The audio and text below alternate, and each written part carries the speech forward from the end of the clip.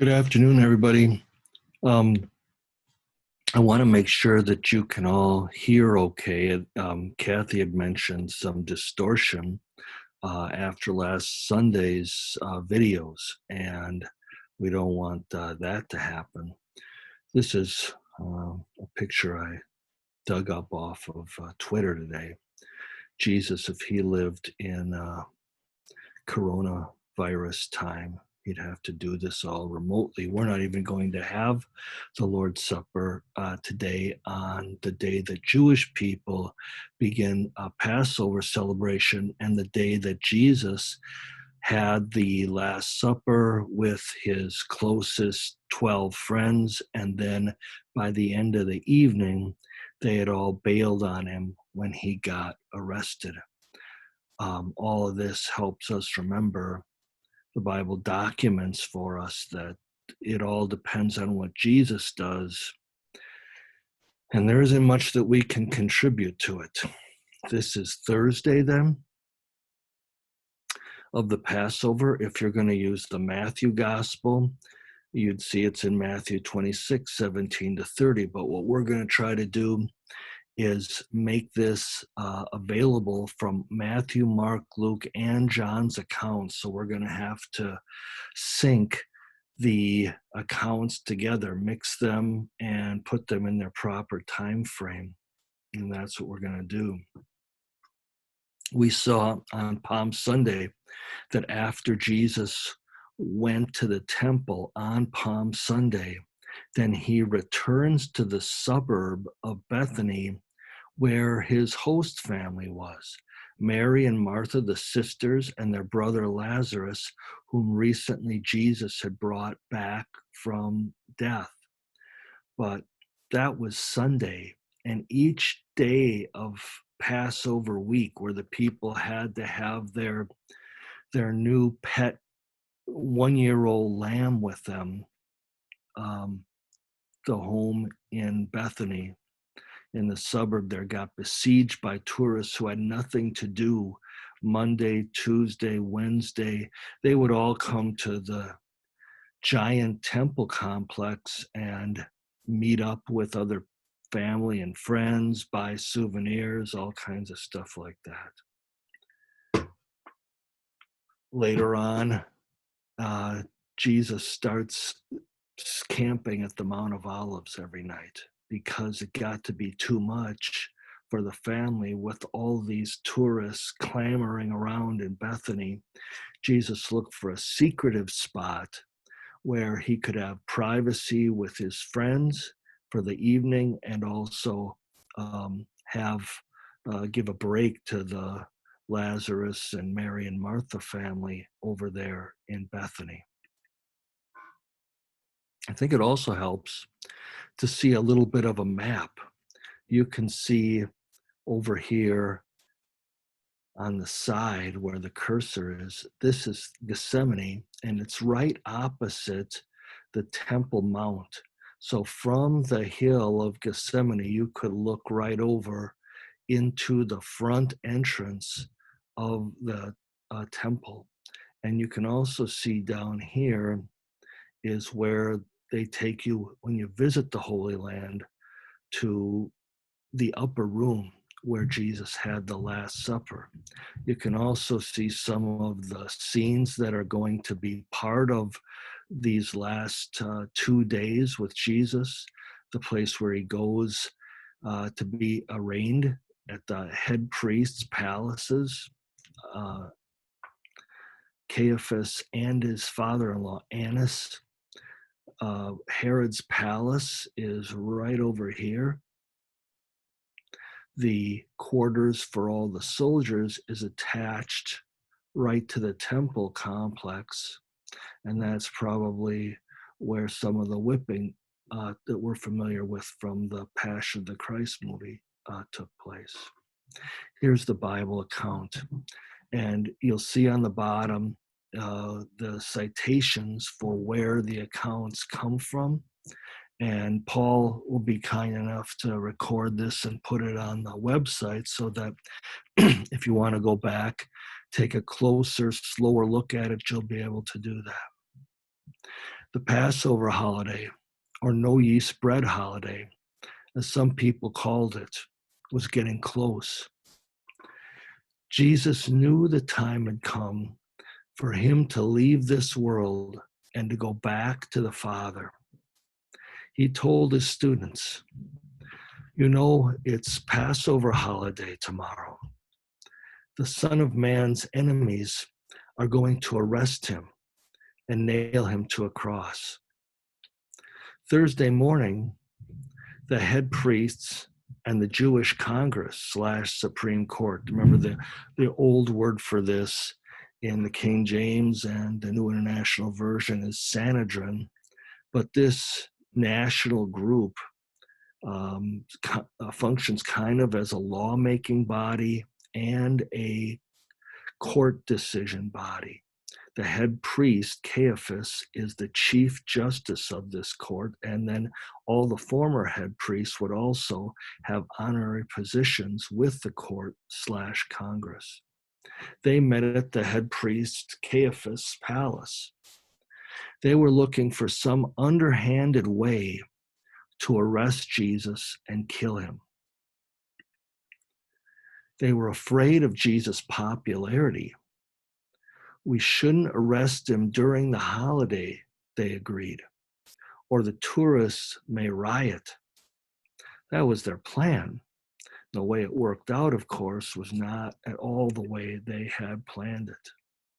That's when Satan went into Judas, one of the 12 Jesus had picked and trained. People called Judas the man from Kirioth, or in Hebrew, it's Ish Kirioth, or Iscariot, the man from Kirioth.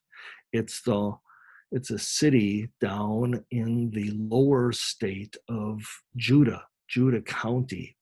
And so he's the only one of the 12 apostles who isn't a Galilee guy, but he's actually a Judah County guy. And so people reminded him of that all the time. Judas went off to talk to the head priests and the captains of the temple complex security team. He talked about how to hand Jesus over to them. "How much will you all pay me if I give you Jesus?" he asked. The head priests were glad to hear this. They agreed to pay him well. They settled on 30 silver coins. Judas agreed, and from then on, he kept looking for a good time to hand Jesus over to them.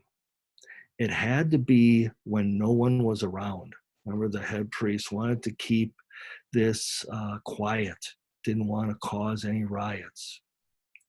The first day of the No Yeast Bread holiday was the day that they killed the Passover lamb. That morning, Thursday morning, Jesus' men asked him, "Where do you want us to get things ready for you to host Passover dinner?" It was Peter and John Jesus sent, saying, "Go get the Passover dinner ready for us." In Jerusalem, you have to go into the city, because remember, they're camped out at the Mount of Olives at a private orchard, an olive orchard that a supporter of Jesus owns. And he told them that they could stay in the little processing plant that must have been in a cave. At least that's what they show you in the Holy Land. You have to go into the city, and you'll find a man carrying a water jar. Now, you don't ever see this in Jewish society. That was women's work. And to see a man carrying a water jar would be an immediate, unique situation. Follow him into the house and tell the owner, the teacher asks, "Where's the guest room where I can eat the Passover meal with my men?" He'll take you upstairs to a big room ready for you to use. Prepare the Passover dinner there. So Peter and John left and found everything just as Jesus had said. They got the Passover dinner ready. when evening came, Jesus got there with the rest of the men he picked and trained. Now, when it says when evening came, that means 6 o'clock in the evening. Um, Remember the Jewish time, they tell it different than Western time does. We do ours at midnight. We say at midnight each night. It's the beginning, the very beginning of a new day. But Jewish people say it's 6 o'clock in the evening. And they base that on the first words in the Bible. Each of the creation days has a summary statement. There was evening, and then there was morning the first day, and there was evening, and then there was morning the second day. And so Jewish people always, to this day, even when you go to the Holy Land, beginning Thursday night at 6 p.m. is when they're counting Friday night. They count Friday night first, Thursday night, we would say. And then Friday day is the end of Friday. When it gets to be 6 o'clock on Friday, that's officially Saturday night. And that's going to come in handy for us to remember when it comes to the day that Jesus dies, because Friday night, what we call Good Friday night at 6 o'clock, is going to be the beginning of Saturday, the rest day or Sabbath day. And they want to have those bodies of people who have been hung and therefore under God's curse, have them off those crosses so as not to defile that special worship day, especially during the Passover holiday. So again, we pointed out that they would come from Gethsemane and they would make their way to this upper room where the guys had prepared the meal. What they would have to do first is take their pet lamb in the early afternoon to the temple square again, where all the other pilgrims had come with their year-old lambs too. And then the priest would slit its throat, catch its blood, field dress it, and then the people who were hosting the dinner would take the dead animal carcass back to roast it. It had to be over an open fire. God had explicitly told the Jewish people. Remember, the whole Passover lamb thing was really about Jesus. And so that's the reason for commanding roasting the animal on the fire, that Jesus would get roasted. And he knew that this meal and the supper was basically play acting what would happen to him, what he would volunteer to do. When it was time to eat, Jesus and the apostles took their places at the short tables. Remember, those tables in Oriental society are about a foot off the ground, and people lay at cushions around the table. The head tables where the host lay with his guest of honor to his right and the second most important person to his left. Jesus told them, "You have no idea how much I've looked forward to this Passover dinner with you all before my suffering starts. It's the last one I'll eat until we're all together to eat the new one in God's kingdom." By the time the dinner was underway, Satan had already planted in Judas Simonson's mind this night would be when he'd hand Jesus over. Now, again, Satan thought this would be perfect, that this would have to be a sudden thing, that nobody could have foreseen it or planned for it, but it was exactly what God had in mind, that the real Passover substitute for all human beings in history on this earth would die on the same night as the Passover dinner. Jesus knew the Father had put everything under Jesus' control. He also knew he had come from God and was going back to God. Then an argument started among Jesus' men about which of them was the most important. Remember, this has all got to do with that seating arrangement again at this supper. Who is going to get to sit where? The closer you get to Jesus, the more important you are.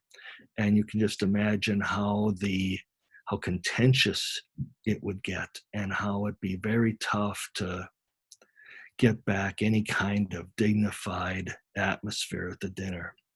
Jesus got up from the table.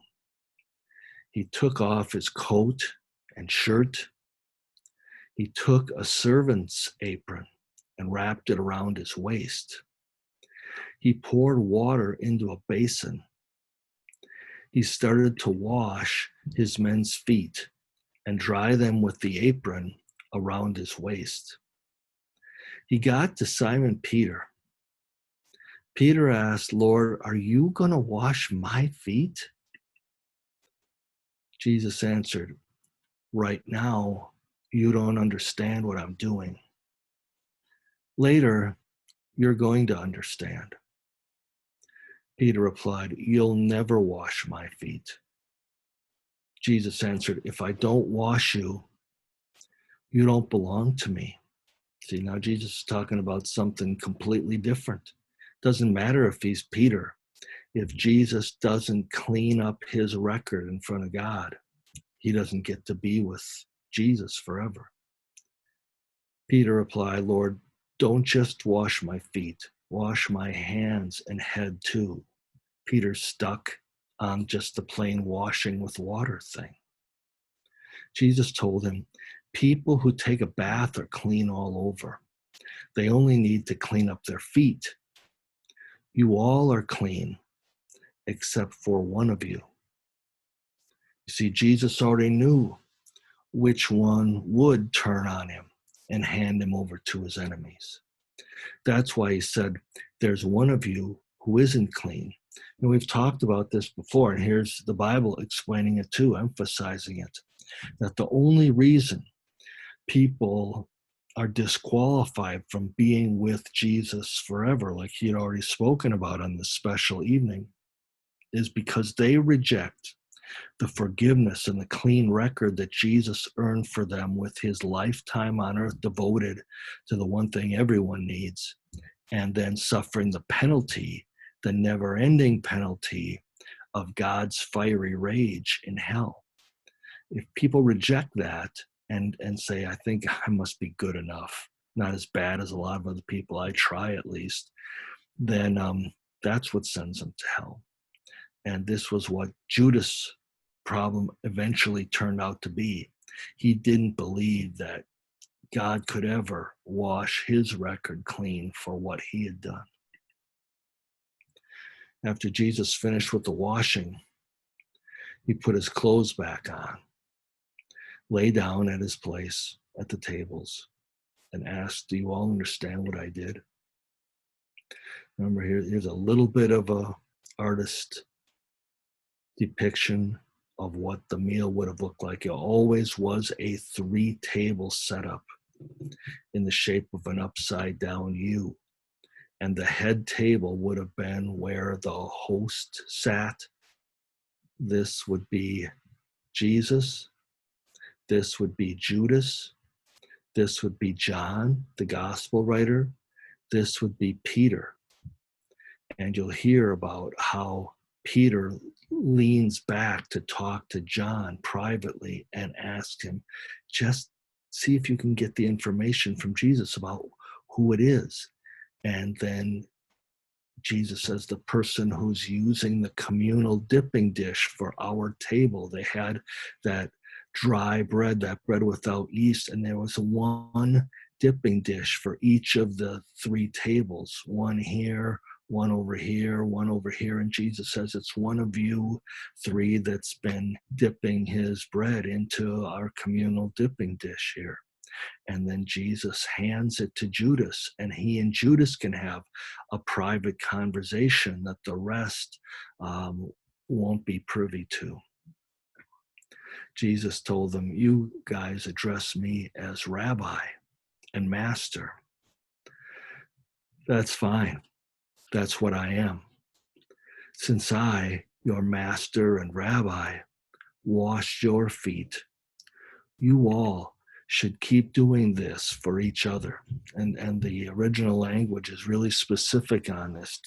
Jesus wasn't saying just do it one time, once in a while. I know they have these sort of ceremonial things in lots of churches where the minister or big shot area supervising pastor will wash everybody at the service's feet on this special Holy Thursday service. But Jesus says, this is something I want people who are part of my family of believers to be thinking about, ways that they can forget about what they want and think about what other people need.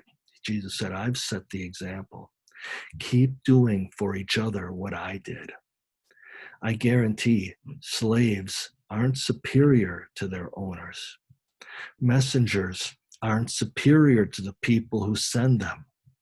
Since you know this, you'll see blessings from God when you keep doing. There's again the word keep. When you guys keep doing what I did. He went on. Non-Jewish national leaders get their way by pushing people around. And it's the same not just for foreign country national leaders, but people in almost every position in authority, as Jesus mentions next. People in authority call themselves everyone's friends. You're not going to be that way. The most important one of you should be like the least important. Your leader should be like a servant. For example, who would you rather be? The one who eats the dinner or the one who serves it up? You'd rather eat and have someone wait on you, right? But I'm here in our group acting like a server. You guys have stuck with me through thick and thin. My Father has given me the right to rule. So I now grant you the right to eat and drink at my table with me in my kingdom. You'll be sitting on 12 thrones, making decisions for the 12 tribes of Israel. Now that's kind of a little bit of a cryptic statement. Let me just go back so you can look at that again. You'll be sitting on 12 thrones making decisions for all of my people. In other words, what he's saying is the stuff that the apostles would put into writing are the guidelines from the Bible. Matthew, Mark, Luke, John, Acts, Romans, 1st and 2nd Corinthians, our New Testament Bible helps make decisions that we use to decide whether we're going to do something one way or not. If it doesn't talk about that in the Bible, then we don't, we have freedom to do what we think is going to be best and benefit the most people. Jesus said, I'm not talking about all of you. I know the ones I've picked, but what the Bible says has to come true. The man who ate my food has attacked me. I'm telling you guys this now, ahead of time. Then when it happens, you'll see that I am Yahweh. I guarantee whoever welcomes my message is welcoming the one who sent me with the message. Jesus finished his talk. They were all lying at the tables eating. Jesus got all choked up. He told them why he was upset. It's really one of you guys who's going to turn on me and hand me over to my enemies. They all started looking at each other. They couldn't imagine which of them it could be. They all got very gloomy. They each started asking him, it couldn't be me, could it, Master? They quizzed each other to learn who it might be. And really, I think what you'll have to notice from this little segment of the account is that each of these guys knew he had it in him to do something downright mean and dirty to Jesus. God didn't pick them because of their loyalty and their great qualities. Jesus spoke, "It is one of you.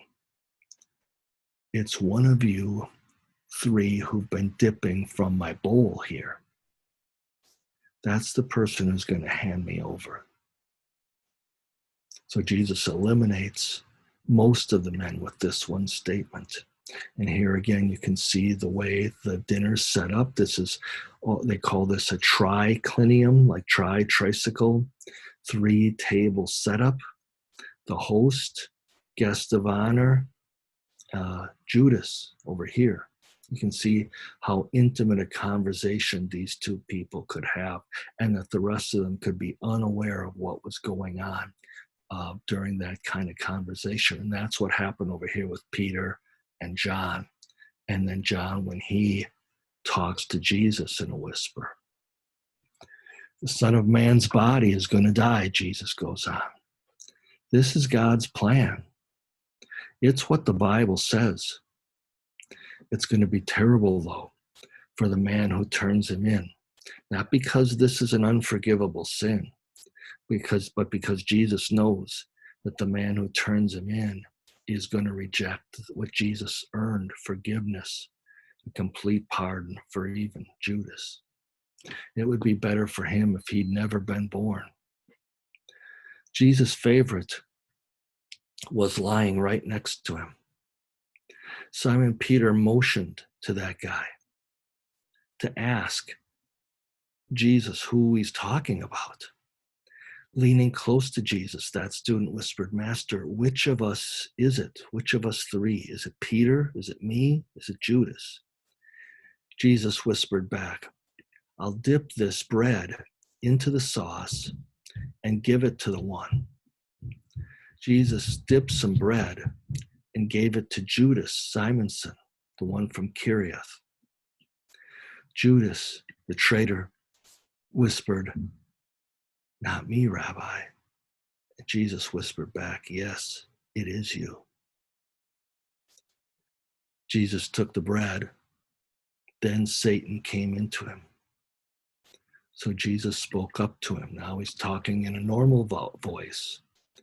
"Hurry up, get on with it." No one at the dinner could tell why Jesus said this to Judas.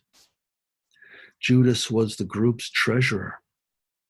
Some guys thought Jesus was telling Judas to buy things they needed for the holiday or to give some money to poor people. Judas ate the piece of bread and right away left. It was night. Jesus said, "My little children, I'm only going to be with you a little while longer.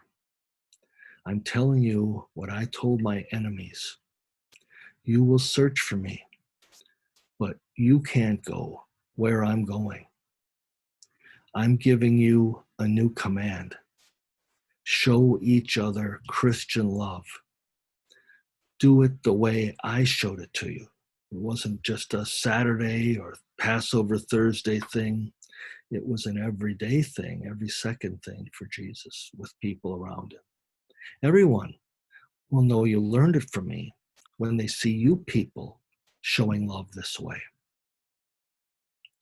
Simon Peter asked, "Master, where are you going?"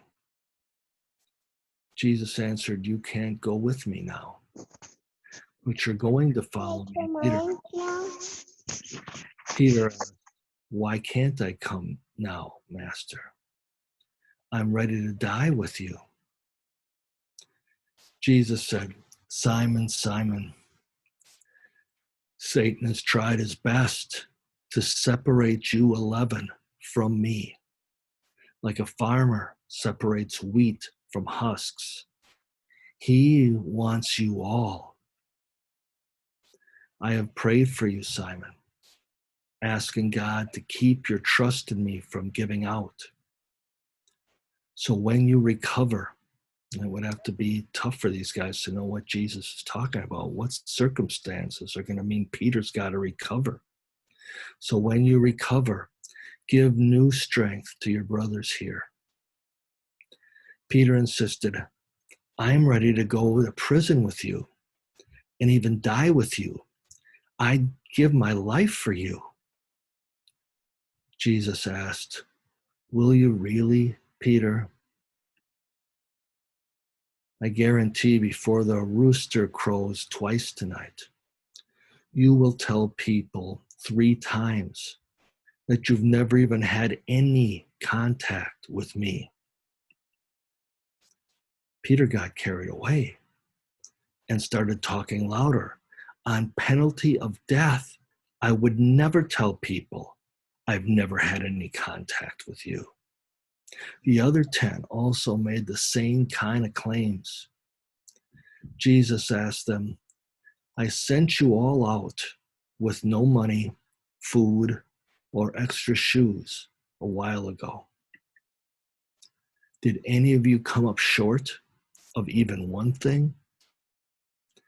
They answered, not once. He told them, now is different.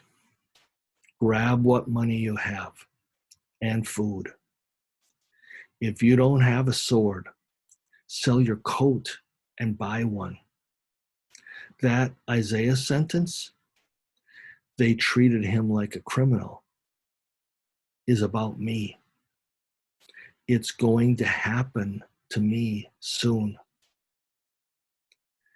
Then they told him, look, Master, we have 2 swords right here. Jesus told them, that's plenty. Now you know how this night's going to turn out. This is the night where Jesus gives them for the first time what we call the Lord's Supper, Holy Communion. Other groups of Christians call it the Eucharist. It's a visual aid that God uses to inform everyone that he has taken their sins away.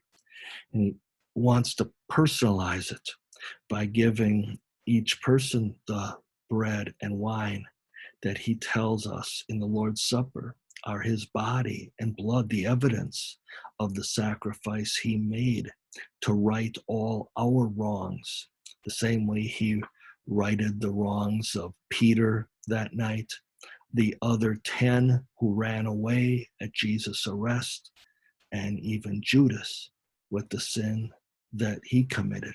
The Bible tells us Jesus is the Lamb God sent to take responsibility for the sins of all people, of all time. And that means you and me too. We won't have the Lord's Supper tonight because of the restrictions. If there's anyone here tonight that ever wants communion, I can offer it to you privately at your home if you feel comfortable having me come and give it to you. And that's always an option, not just today or this Holy Week, but all year round, every year. So we know what happened after the meal. After the meal, Jesus led the men outside of town and out to their regular campsite at that olive orchard where Judas had been with them at least 2 other nights, so he could lead the arresting officers right to the spot he was sure that Jesus would be at. I think that during this coronavirus pandemic, we want to remember that healthy people are suffering badly too.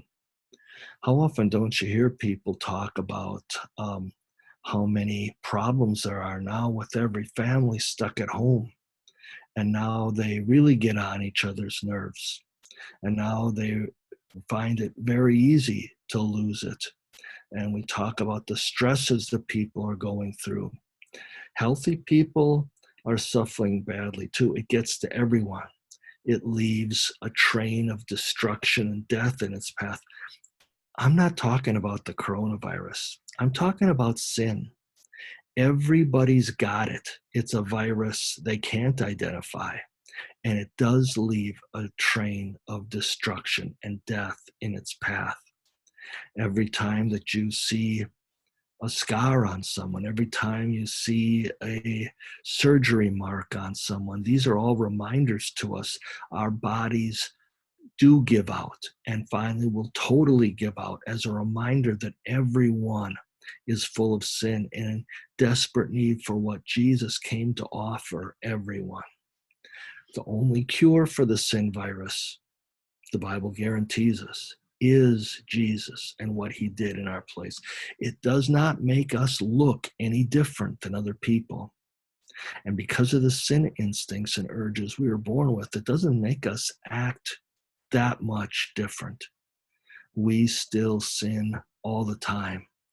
And God wants us to humbly face that reality, that even after knowing about Jesus and depending on Jesus, we still need what he has to offer.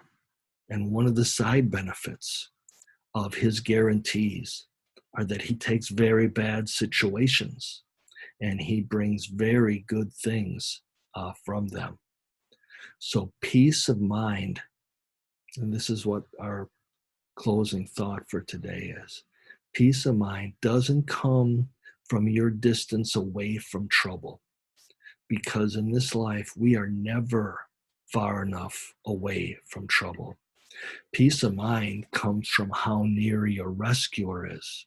Even though you and I have not seen Jesus this week and haven't seen him ever in our lives, the Bible tells us he is real, he is alive, and he is in control. He is protecting us so that we can continue to engage in his mission to be influencers of people with the news that he gave us in the Bible, because we don't have much time either. We have no idea how much time we have. And so the news we get during this most special week of the year for Christians is really important. It gives peace of mind like nothing else can, even when there's scary pandemics all around us. And so remember that the Bible tells us who this mysterious him person is and what he did to get us out of trouble with God. It wasn't just dying on the cross. It wasn't just the whipping and the torture and the nailing. It was God's punishment that clears us of all crimes. And Jesus gives us his perfect record. And so it is by his wounds that we are healed. By healed, the Bible means God has rid you of all your sins. And this is God's blessing to us on this Holy Week Thursday. Together we'll get together again tomorrow afternoon at the same time for Good Friday, and the details about what happened after Jesus' arrest and then after his first 3 trials in front of the Jewish officials. We won't go into those because we looked into them a little closer during our Wednesday get-togethers previous to this. But tomorrow we'll look at the Pontius Pilate thing, a little of that, and then what happened at the cross.